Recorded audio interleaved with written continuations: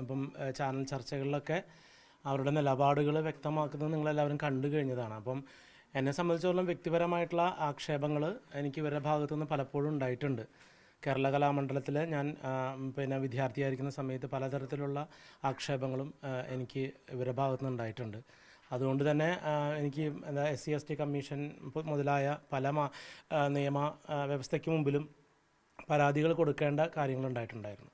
അപ്പോൾ അതുതന്നെ വളരെ ഈ ഒരു ചർച്ചകളിൽ ഇപ്പോൾ നിങ്ങൾക്കറിയാം, യൂട്യൂബ് ചാനലിൽ മറ്റൊരു വിഷയവുമായി സംസാരിച്ചതിൻ്റെ തുടർന്ന് ഒരു അകാരണമായി തന്നെ അല്ലെങ്കിൽ ഒരു പ്രകോപനമില്ലാതെ തന്നെ ഇവർ എൻ്റെ പേര് പറയുകയും എൻ്റെ പേര് പറയാതെ, നിങ്ങൾക്ക് എല്ലാവർക്കും അറിയാം, ചാലക്കുടിക്കാരനായിട്ടുള്ള മോഹിനിയാട്ടക്കാരൻ, പിന്നെ സംഗീതനാടക അക്കാദമിയിൽ